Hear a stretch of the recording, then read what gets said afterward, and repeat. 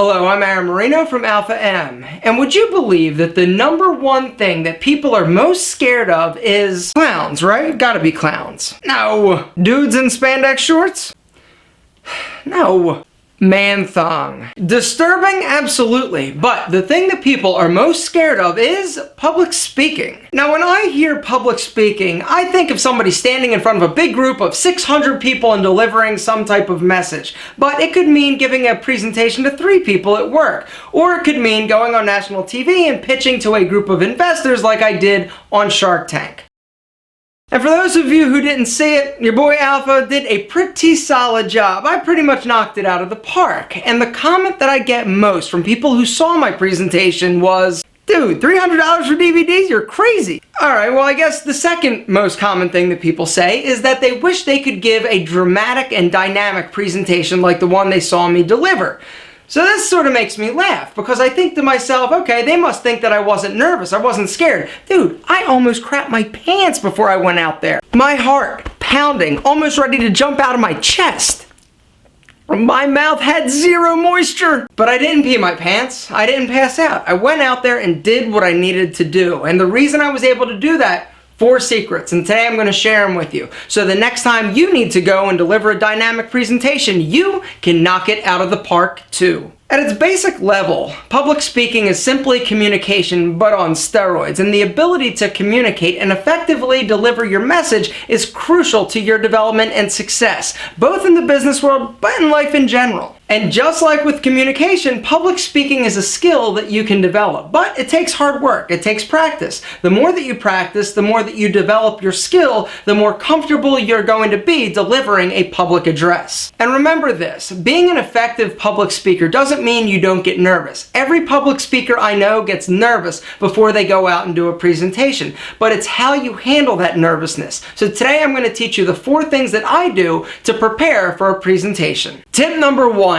Know your content. This is probably the most important aspect of any presentation, being prepared and knowing what you're actually speaking about. You need to know your information forward, backward, inside out. The better prepared you are, the more comfortable you're going to be presenting that information. Tip number 2, don't give a speech. Tell a story. The most common thing that people do when trying to memorize a speech or an address is they read and they recite. Thank you everybody, ladies and gentlemen, for coming. Thank you everybody, ladies and gentlemen, for coming. It is a pleasure to me. Thank you. Alright?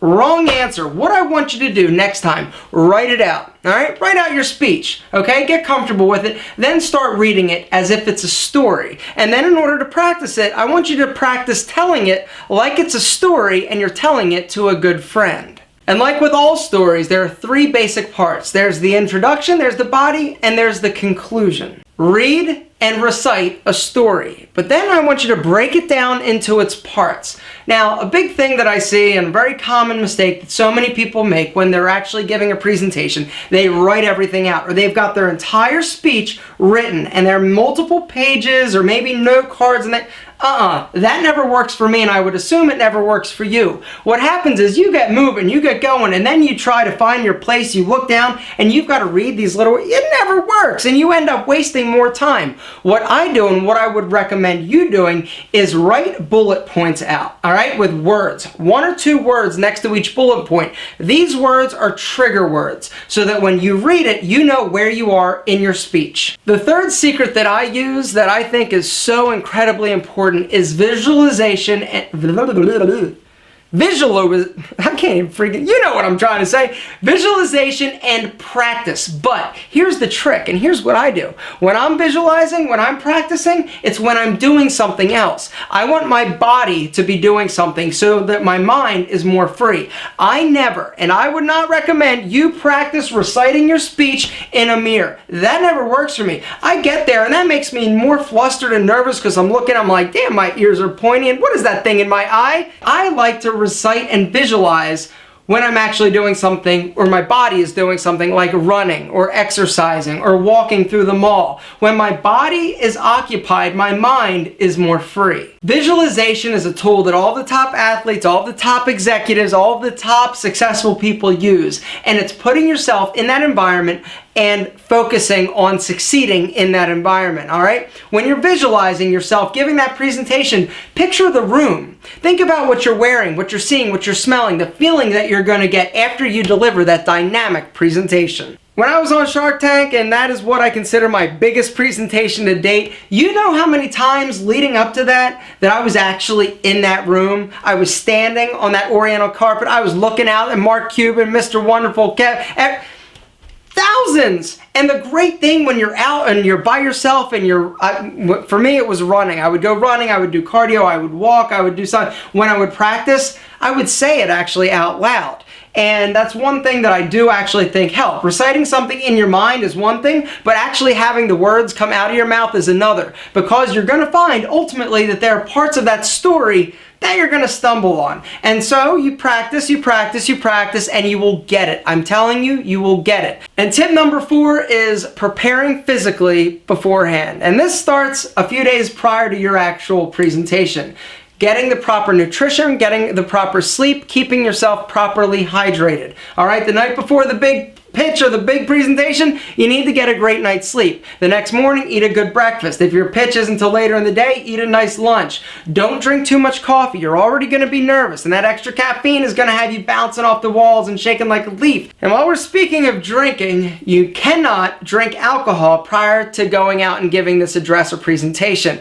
I know that common sense would be like, if I just have 1 or 2, it's going to take the edge off and make me a lot less nervous. Yeah, really? How many times have you seen a guy at a wedding, the best man, he's getting ready for his speech. You see him beforehand and he's reading his little paper and he's like, man, I'm nervous. He starts drinking. By the time he gets up there, he is a sloppy, sloshed mess talking about Johnny and all the hookers that he slept with. And make sure that you're wearing an outfit that you absolutely love and feel amazing and confident wearing. That confidence is going to transition and transcend your speech. Before you go out there, you're going to be nervous. Deep breathing. Focus on relaxing. Don't stress too much. Go out there and get started. And what I find is leading up to it, that is the worst part. When you're like 10 minutes, you're like, oh my God, your heart starts going, your palms, your mouth is dry. When you get up there and you start, everything goes away and you can rock it. By preparing yourself mentally, emotionally, and physically for the speech that you are going to deliver and practicing, you're going to be amazed at the difference in the quality and the way that you feel leading up and actually delivering that speech. It's going to be a world of difference. Gentlemen, you're always going to get nervous, but instead of focusing on the nervousness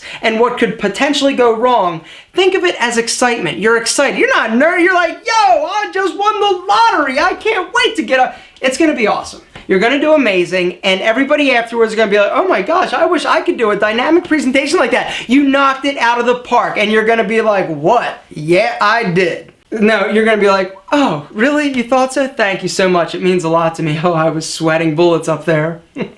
Gentlemen, good job. I'll see you later. And now, for your viewing and hair pleasure, I leave you with a Pete and Pedro bonus video. Here's the deal. Last week I took Pete and Pedro to Dyer and Post the Salon. I took my camera. We had a blast. Lots of hair, lots of product, and there are a lot of videos that we shot. But I'm just giving you a little sample now, a little taste. If I can get Pete and Pedro in your hair one time, it's over. Game over. You're going to love it. Gentlemen, Pete and Pedro, enjoy.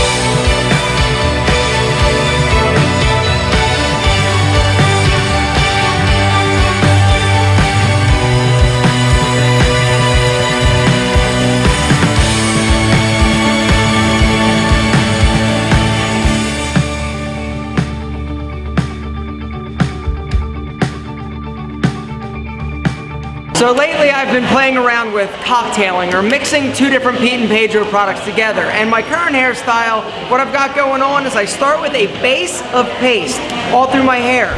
And then I use just a little bit of the putty to lock it into place. This stuff locks it down. My hair has pretty much looked like this for the past 12 hours. It doesn't move, but it still has a nice pliable texture. It's not hard and crunchy like so many other hair styling products out there. Your hairstylist take over here in style. All right. Here we go, gentlemen. Today we are using putty on Steve's hair. Take just a little bit. You don't need much. Hold this, sir. First, I want you to smell it. Smells great. Like beautiful lilacs in the spring. Good.